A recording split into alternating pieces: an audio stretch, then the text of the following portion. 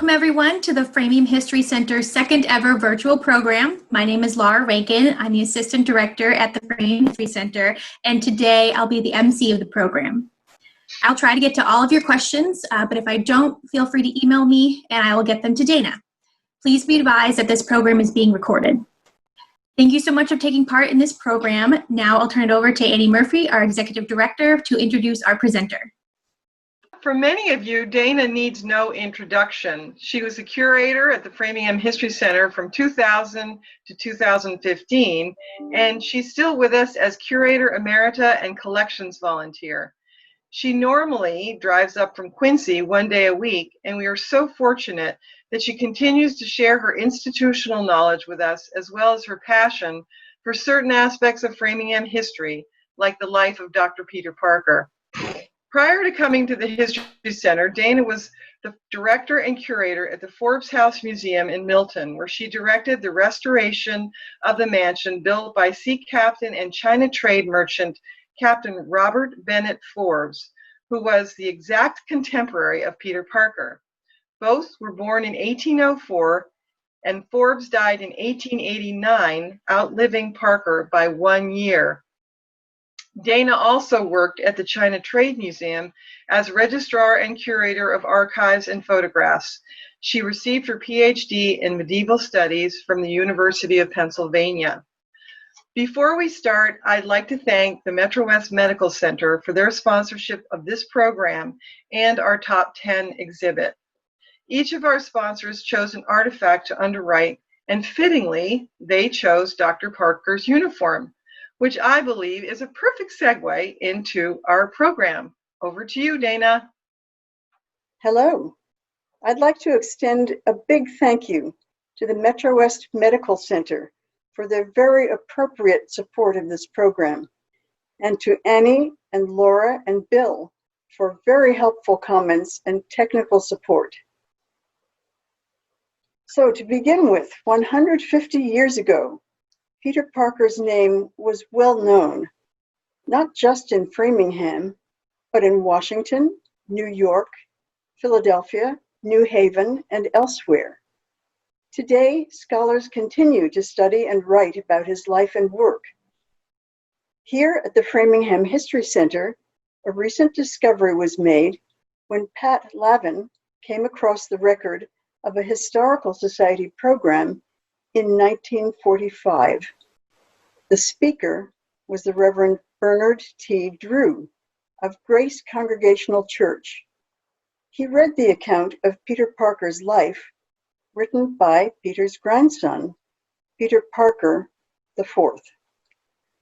Reverend Drew was wearing a recent gift to the museum, Dr. Parker's diplomatic uniform, which had much gold braid and a straight 3-inch collar that made the audience wonder if Mr. Drew could bend enough to read.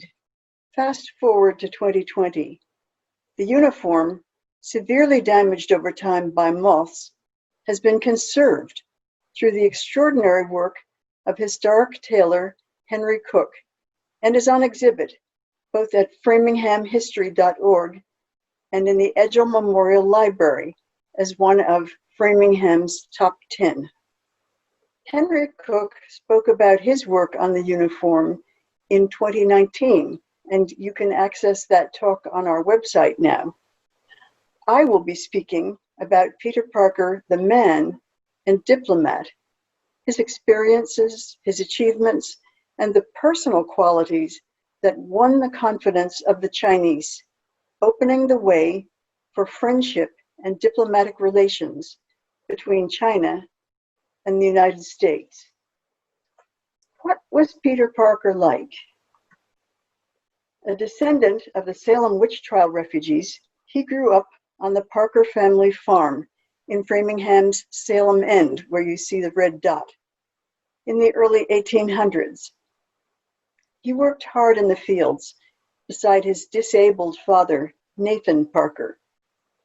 In school, at Framingham Academy, which may be the yellow building on the left, though we have questions about which building it was, he was known to be studious and sedate. His parents insisted on his attendance at church and on morning and evening prayer at home. At an impressionable age, he heard fire and brimstone sermons and terrifying biblical passages on the Last Judgment. He began to agonize over the state of his own soul. At 14, he recovered from a life-threatening illness and was suddenly filled with a joyous and unquenchable desire to become an official member of the church. From this time on, he sought the advice of the Reverend Dr. David Kellogg, longtime minister of the Congregational Church and founder of Framingham Academy. Years later, Parker was to reminisce, "I loved and esteemed him with no common affection and regard." Peter joined the church on April 15, 1820, and immediately began to lead family prayer services at home. Given to frequent self-examination, he arrived at the idea that the ministry would be his chosen path.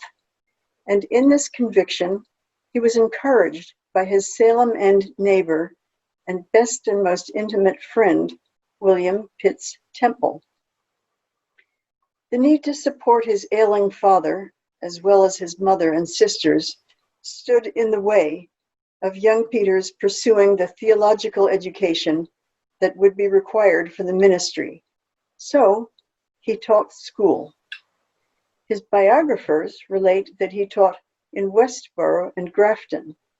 Two of his Framingham contemporaries tell us that he taught also at Framingham Academy.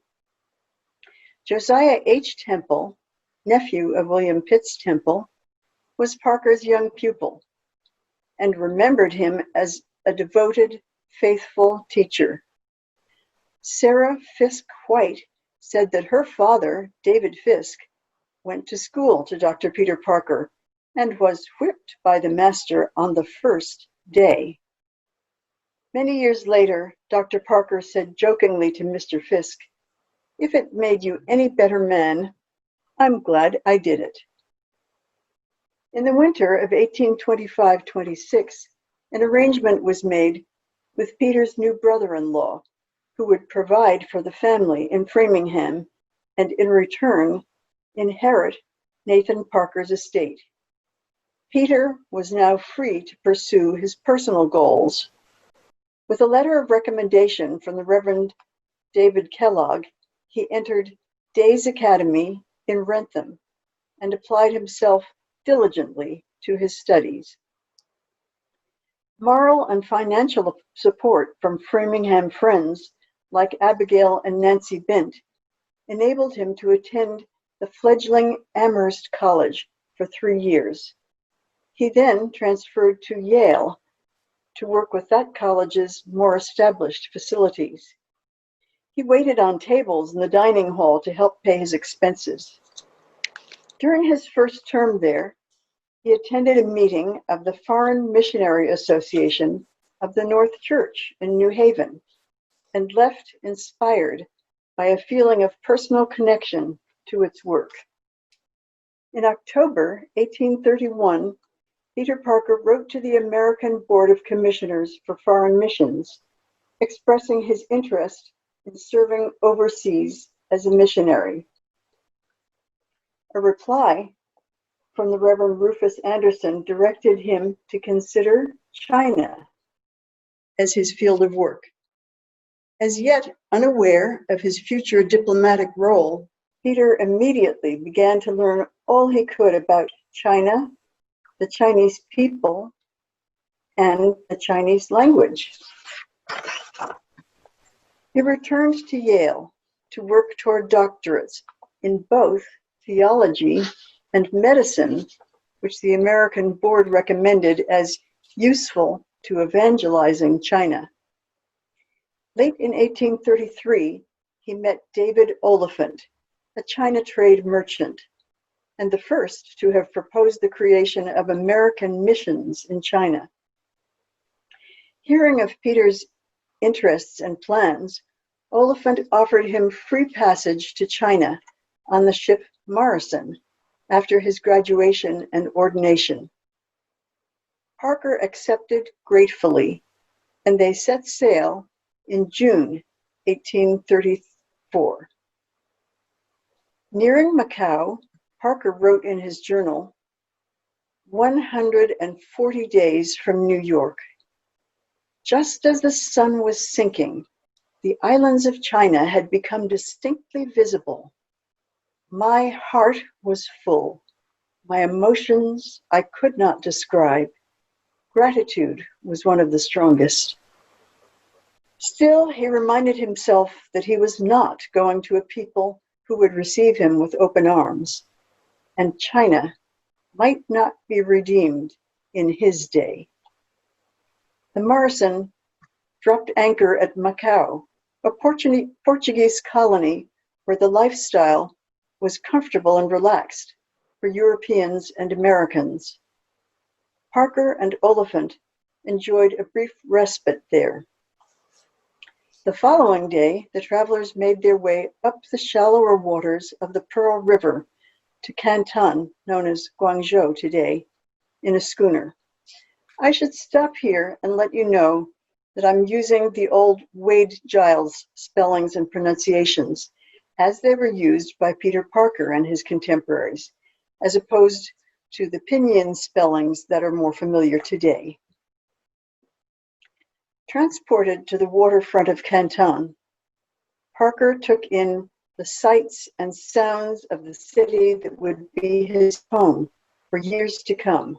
The harbor was teeming with boats, a few luxuriously fitted with lacquer and silks, but most small and filled with large, noisy families. The city streets were crowded with vendors and beggars, as well as the occasional merchant carrying on large-scale business. At the residence of David Oliphant, Parker received a warm welcome from Protestant missionaries E.C. Bridgman and S. Wells Williams. Parker soon became familiar with the tight restrictions Westerners faced in Canton.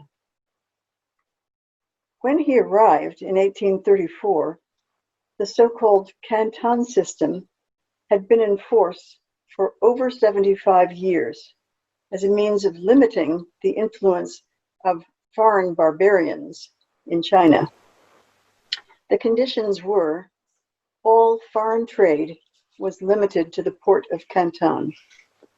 All foreign trade must be through the Kohang, a group of 13 Chinese merchants authorized for this role. These merchants were held responsible for the behavior of their Western trading partners.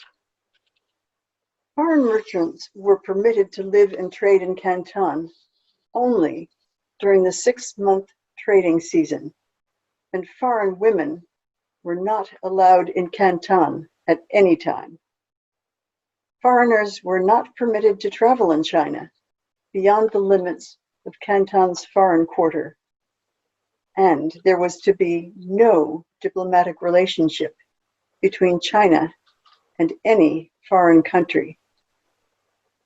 Before beginning work as a missionary and medic, Peter Parker spent 9 steamy months in Singapore, where he practiced speaking and writing Chinese in a Chinese colony, free of the restrictions of the Canton system.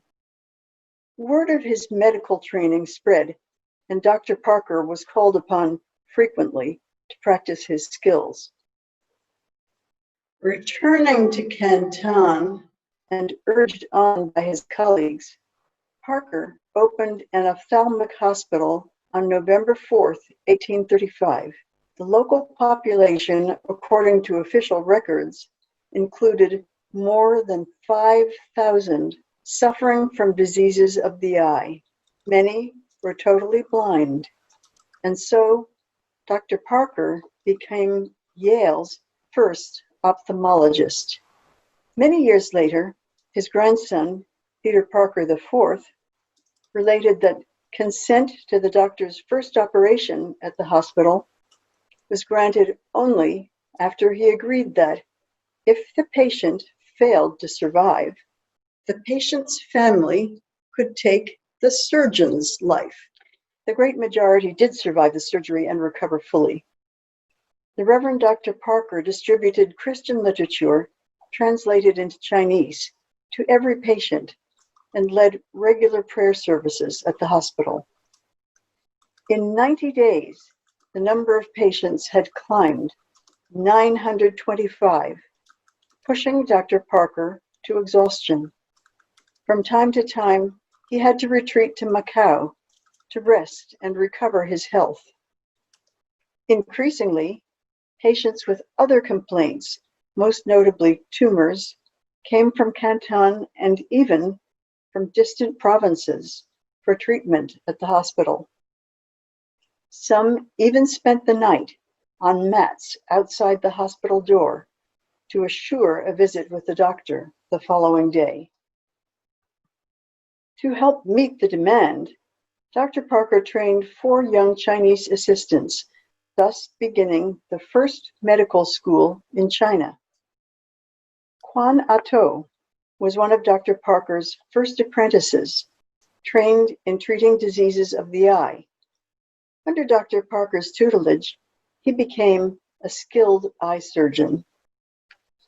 This scene of the hospital was painted by Quan Ato's uncle, Lam Qua. The hospital's Chinese name, Hoc Zai, means universal helpfulness. Patients were not charged for the doctor's services.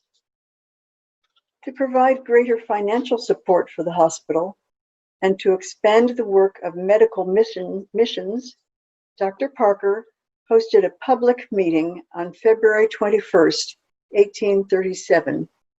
Here, the Medical Missionary Society in China was established, the first society anywhere organized to combine the healing of disease with the teaching of the Christian faith. Missionaries and merchants, both foreign and Chinese, began to support the work of the Medical Missionary Society in growing numbers. The Chinese merchant Hao Qua, head of the Kohang, gave the hospital free use of a large house for 20 years. Dr. Parker asked Lam Qua to paint portraits of some of his patients. Lam Qua offered his services free of charge. Dr. Parker believed that such portraits, particularly of patients with eye-catching tumors, a challenge for any surgeon, could be useful, not only for the medical record, but as aids in raising funds for the hospital and the mission. Today, 80 of these portraits survive in the Cushing-Whitney Medical Library at Yale Medical School, a gift from Peter Parker. Lam Qua was the foremost Chinese painter painting in the Western style, having learned from the English painter George Chinnery, who was based in Macau. Dr. Parker's patients included Americans and Europeans, as well as Chinese. Many patients were poor. Some were high-ranking officials. The gentleman in this portrait can be identified as a government official of the second rank by the coral red button, which you can see on his hat. So now we've spent a fair amount of time talking about Peter Parker's medical missionary work. How did it pave the way for his diplomatic career? First of all, working with Chinese patients, apprentices, and neighbors gave him insight into the Chinese worldview and their outlook toward Westerners. To the Chinese, China was Tianqiao, the celestial empire, the geographical and cultural center of the world, surrounded by barbarian nations. Chinese luxuries had been sought for over 1,000 years by merchants traveling by sea or by land over the Silk Road. Trade commodities brought by foreign devils were considered to be tribute offered to the emperor, who exacted a tariff on all transactions. The Chinese emperors of the Qing dynasty viewed the presence of foreigners in China as a political, commercial, and cultural threat. They sought to limit contact with these outsiders as much as possible. Second, working with American and European merchants and missionaries sharpened Parker's understanding of Western attitudes toward the Chinese. The Chinese were considered benighted idol worshippers. China was seen as the sick man of Asia. It has been argued that Lam Kwa's portraits contributed to this perception, and some of us have heard the term recently in connection with the coronavirus pandemic. The Chinese were admired for their skill in making special items like porcelain, lacquer, silk embroidery, furniture, carved ivory, and jade, but they were thought to be technically backward, lacking in and prejudiced against Western scientific and medical knowledge. Most Westerners subscribed to a double standard of justice, especially after witnessing public beheadings in Canton for what we might consider relatively small offenses. What were Peter Parker's own views? From the beginning, he nurtured ideas for a diplomatic relationship between China and the US, and of the principles on which it would be based. Yes, like other Westerners, he did believe the Chinese had been misled into idol worship, but he cared deeply about them and treated them as his equals. As to the Chinese, he wrote to his sisters, I found some whom I can love with almost complacency or pleasure, and all with benevolence. His vision for China was that of a Christian nation open to the benefits of just laws, technology, education, and human rights. It included the idea that the female sex will be elevated and treated not as slaves, but as the helpmeets and companions of man. His friend and colleague, S. Wells Williams, noted that Peter Parker has performed a service of the highest importance between foreigners and Chinese by removing their mutual misunderstandings. No branch of mission work in the East is now better known or more universally successful than this of medicine. Outside the oasis the Reverend Parker created at the hospital, tensions were growing, especially between the Chinese and the English, and war became inevitable. What was the cause of this conflict? To answer the question, we will take a quick look at the history of the American China trade.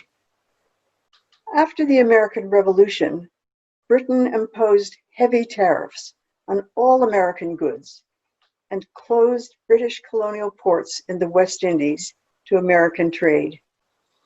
Most European countries were colonial powers like Britain and wanted little to do with an upstart nation that had broken free of its colonial ruler. So, American merchants and ship owners trained their sights on China as a partner with whom they could engage in commerce on an equal footing with other nations. In time, they would invest their profits in building the new American nation. Very soon after the American Revolution in 1784, American ships joined British, French, Portuguese, and Dutch ships, among others, to ply the seas and return home with luxury goods that could be obtained only in China. The three major commodities were tea, silk, and porcelain. Merchants and ship captains also returned with souvenirs such as lacquer boxes, carved and painted fans, bamboo furniture, and embroidered shawls. The challenge for American traders was to find commodities that the Chinese wanted to buy in sufficient quantity. Specie in the form of Spanish dollars was always acceptable, but it became a cash drain for American merchants. Ginseng from American forests and spices acquired along the way helped, but they never amounted to the needed value. The pelts of sea otters from the northwest U.S. coast sold well, until the animals were hunted to the brink of extinction. At last, Western traders found a commodity that did not easily saturate the market: opium. Importing opium into China was illegal, but the substance was transferred offshore into Chinese boats called fast crabs or scrambling dragons, and petty officials were nearly always glad to accept a bribe and let the traffic continue unhampered. In March 1839, the Emperor Cha-Ching dismissed the last in a series of corrupt officials and sent Commissioner Lin to Canton to stop the opium trade. Lin demanded that all opium be turned over to him. The response was slow. He confiscated the highly prized rank buttons on Han merchants' hats and threatened them with capital punishment. He suspended all trade and put foreigners under house arrest without benefit of their Chinese servants or cooks. 2 months later, 20,000 chests of opium had been delivered to Commissioner Lin. The opium was destroyed, and the quarantine was lifted. On behalf of the British East India Company, Captain Charles Elliot demanded payment to the British Crown for the value of the destroyed opium. When China refused, the British sent warships to the Pearl River. The hospital was shut down in June 1840, but Dr. Parker continued to see private patients. Commissioner Lin asked him for a prescription to cure all the opium smokers. As the situation in Canton deteriorated, Parker made his way to Macau for safety. A few weeks later, retired Captain Robert Bennett Forbes offered Dr. Parker passage to New York on board the ship Niantic. It was a long and rough voyage, with Forbes taking command as Dr. Parker cared for the sick Captain Doughty, hanging between life and death in a cot, swinging over the ship's only table. Arriving in New York in December 1840, the Reverend Dr. Parker found that his reputation had preceded him. He was welcomed by many friends and preached to a crowd of 2,000 at the Tabernacle Church before heading home for a visit with his family in Framingham. But his thoughts kept turning to the need for diplomacy between China and the United States. He traveled to New Haven at the invitation of President Day of Yale College. Day and several professors urged him to go to Washington, D.C. to plead his case for diplomatic relations with China. In the winter of 1841, Peter Parker met with President Van Buren, incoming Secretary of State Daniel Webster, and several prominent senators, as well as incoming President Harrison and Vice President Tyler. Parker warned of the danger that China might cut off all foreign trade for the long term and pointed to the benefits of Chinese commerce worth about $12 million per year to the US. He expressed his hope that China might become a free, enlightened, and Christian nation. He argued for the expediency of sending a diplomatic agent without delay to the court of the Emperor Tao Kwang to negotiate a treaty with China. Parker also preached and lectured in Baltimore, Alexandria, Philadelphia, Princeton, and New York to promote support for the Medical Missionary Society in China. He attended medical lectures when he could. His days were full of labor, and even his nights were burdened with prayers for and dreams of the future welfare of China. In Washington, he met Harriet Colby Webster. Their mutual interest grew quickly, and within 4 months, they were married on March 29, 1841. After the wedding, Peter introduced Harriet to his family in Framingham. He then sailed to England, Scotland, and France on a fundraising trip, equipped with booklets about the hospital, letters of support from Daniel Webster, and paintings by Lamqua. Hostilities in China had finally subsided, and in June 1842, Harriet Parker sailed to China with her husband, becoming the first Western woman to be permitted residence in Canton. When she walked in the garden, local residents crowded the rooftops to catch a glimpse of her. Business had once again become brisk in Canton. Dr. Parker reopened the hospital and resumed his work, while Mrs. Parker tutored his 5 medical apprentices in the use of English. The doctor performed the first lithotomy, or kidney stone removal, in China in 1844 and introduced the use of ether in 1847 and the safer chloroform in 1848. Prior to that, patients had been tied to the table after taking a dose of laudanum, a narcotic painkiller made from opium.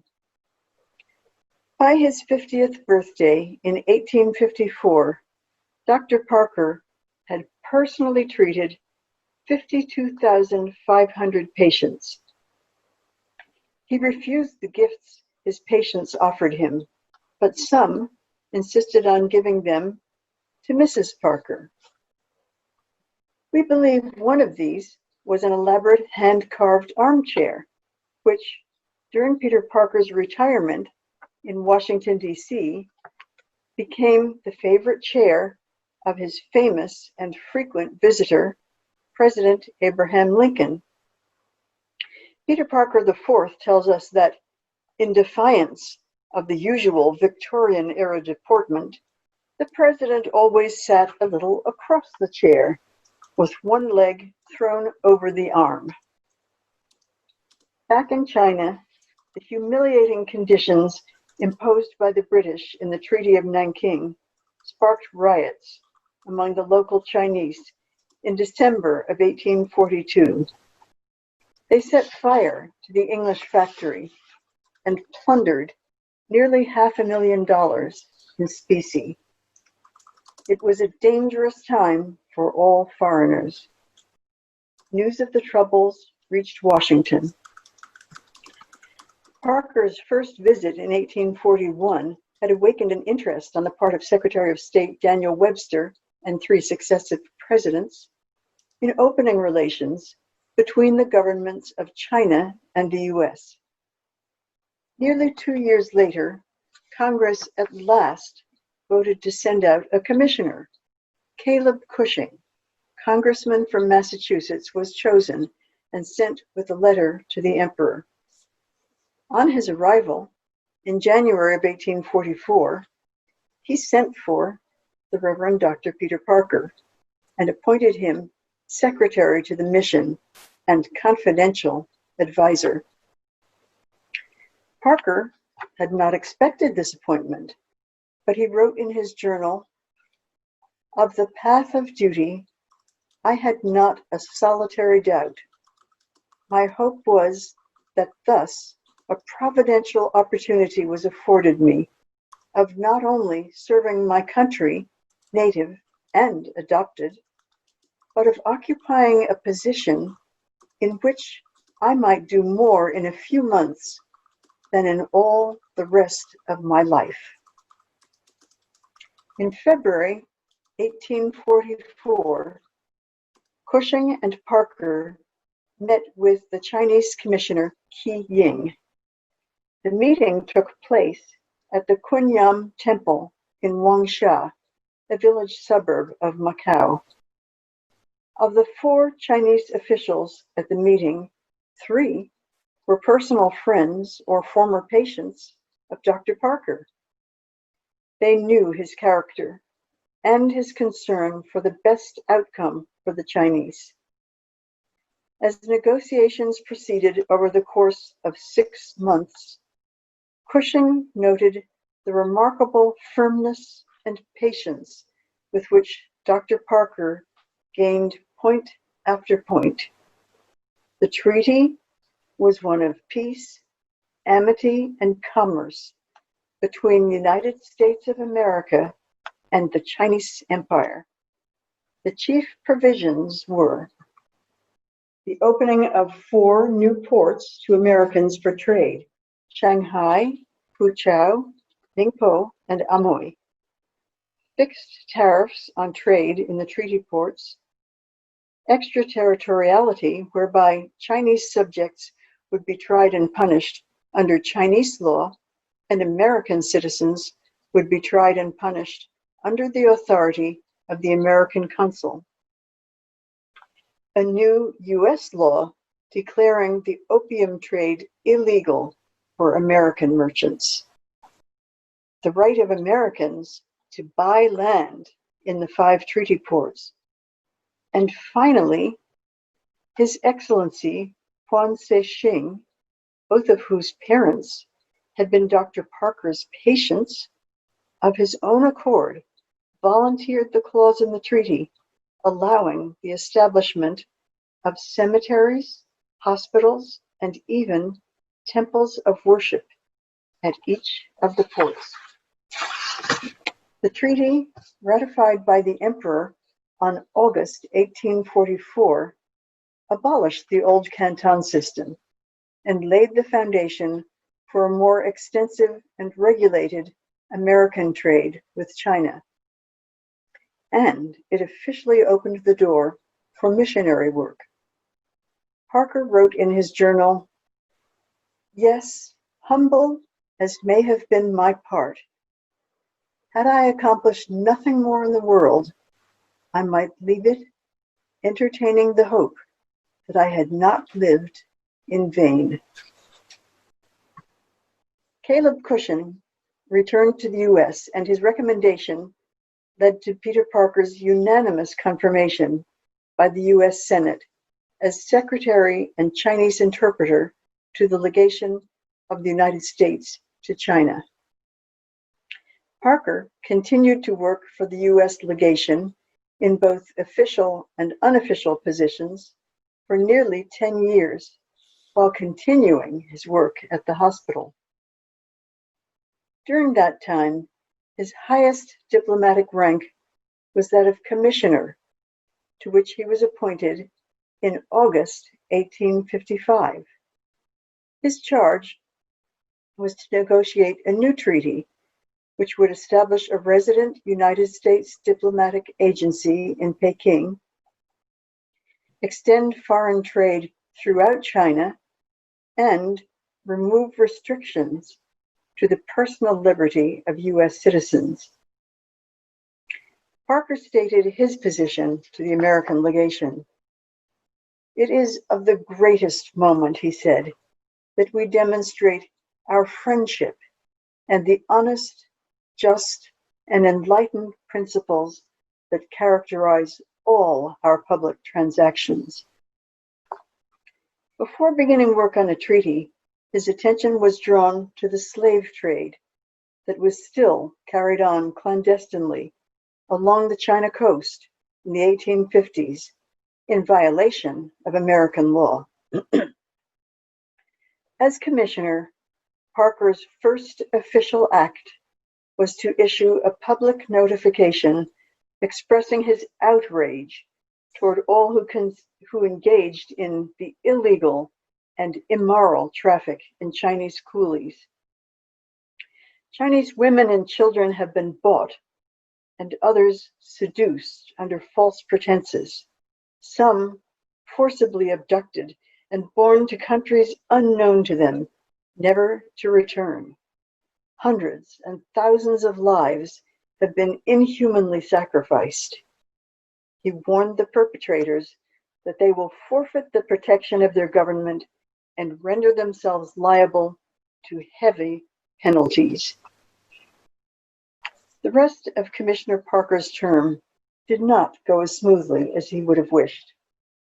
The beginning of 1857 saw a period of growing unrest and momentous crisis, as Parker described it in a letter to his brother-in-law.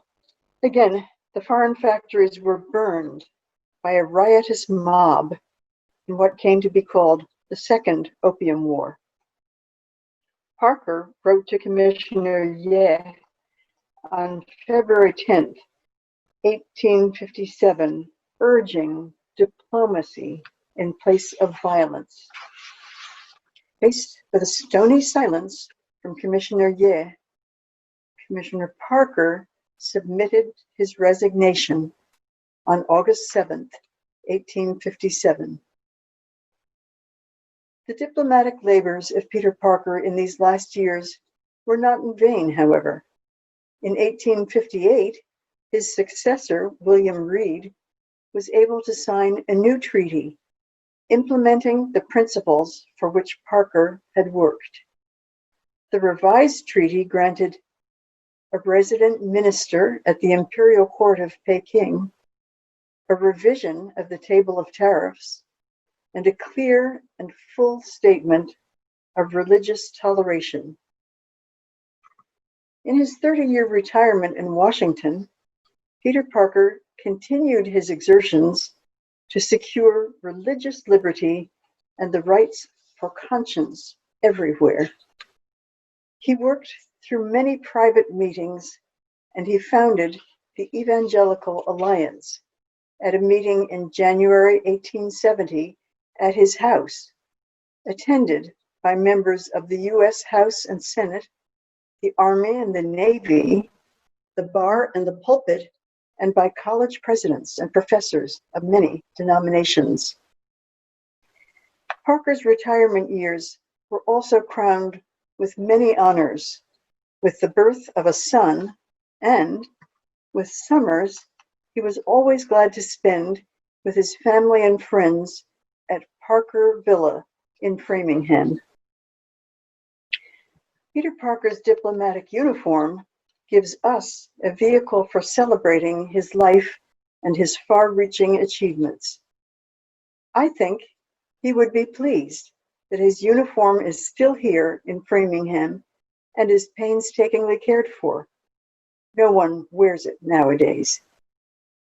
And he would be grateful to know of even a modest gesture that in 2020, almost 2 centuries after he founded the hospital in Canton, the Chinese government facilitated a donation of 1,100 ventilators for patients in New York during a historic epidemic. I thank you all for your patience and your attention. Before we open this up to questions and comments, I would like to remind you that there are more details of Peter Parker's life in Stacey Goldman's excellent timeline in the exhibition. Thank you.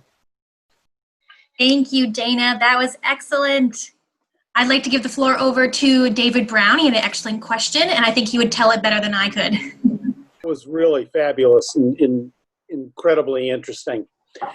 I'm wondering if much is known about the details of Parker's medical practice, what the diagnoses of the cases that were illustrated by Lam Qua is, whether topical anesthesia such as tincture of opium or something like that was used for in his eye surgery, what the mortality rate, surgical mortality rate, all the sort of things that are now recorded. He sounds like he was quite a diarist, so maybe he recorded all of this, but anyway, that's my question. Well, good question. And clearly I didn't spend a lot of time on the medical aspects of his work, but we are fortunate in Framingham in having a few publications written by him of the hospital in Canton. And he even drew some illustrations in some of them. And I think that the library at Yale, the medical library, the Whitney Library, has a great deal more of his medical records. That would be the best place to pursue those interests. Great, thank you. Great. Are there any other questions out there? Well, I have another one. Go for it. Predictably.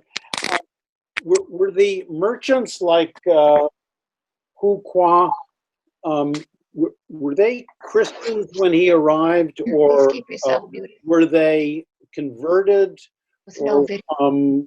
Or, how successful was his missionary work? And is there a Christian enclave that descends from his work? Well, as a matter of fact, this was part of the story I decided not to go into because I had 45 minutes and that was it. But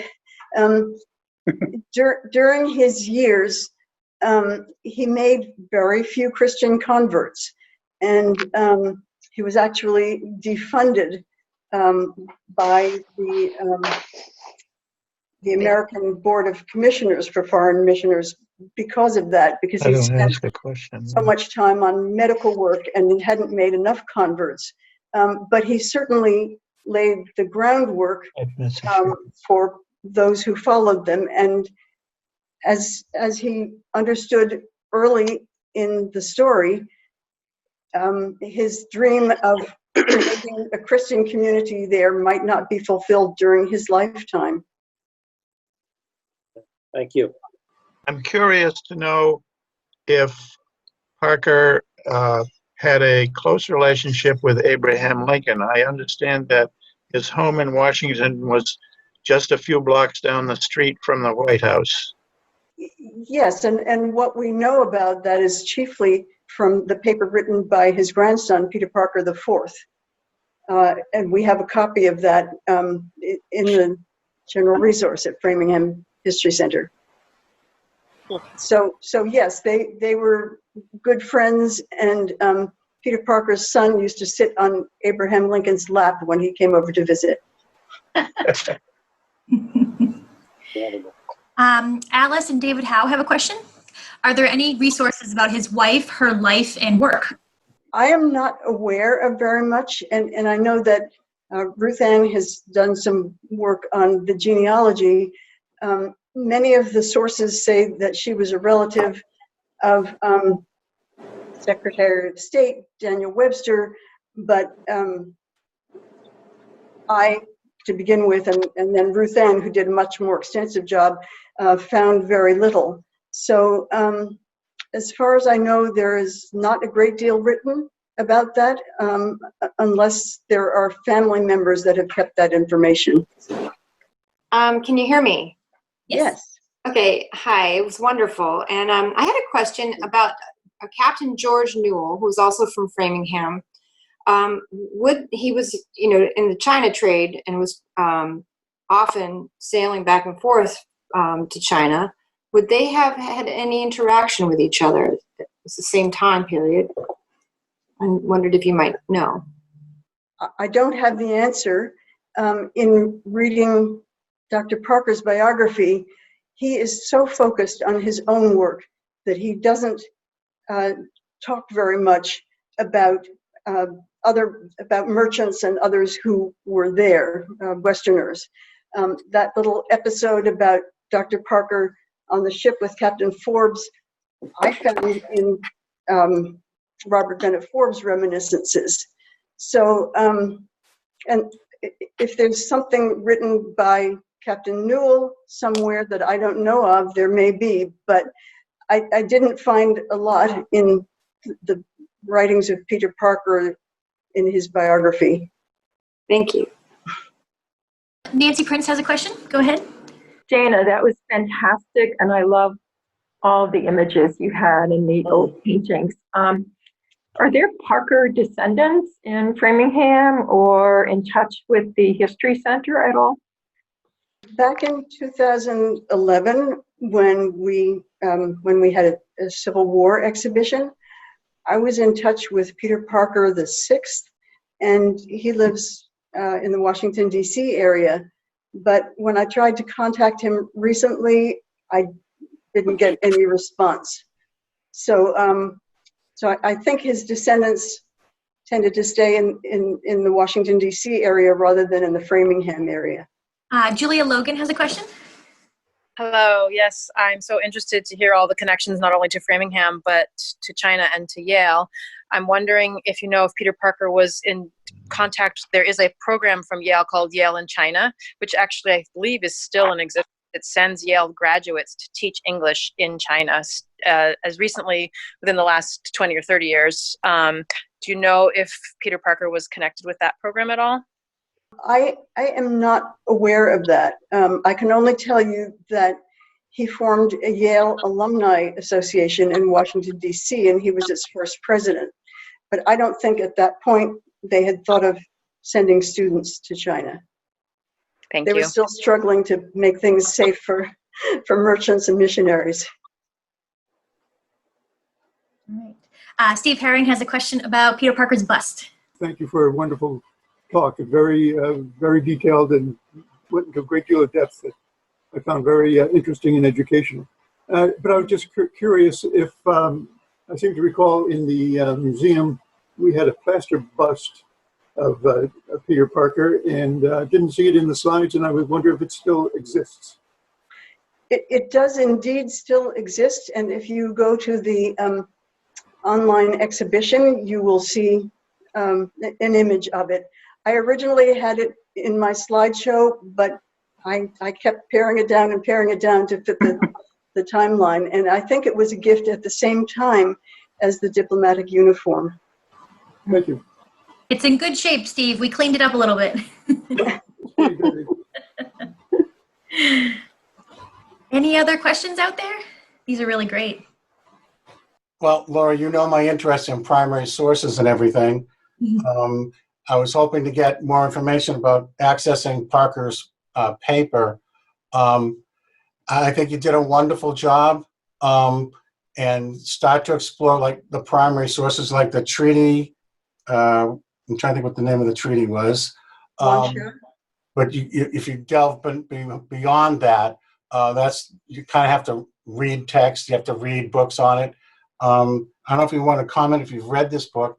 It's called The China Mirage. It's by James Bradley. He's the author of Flags of Our Fathers.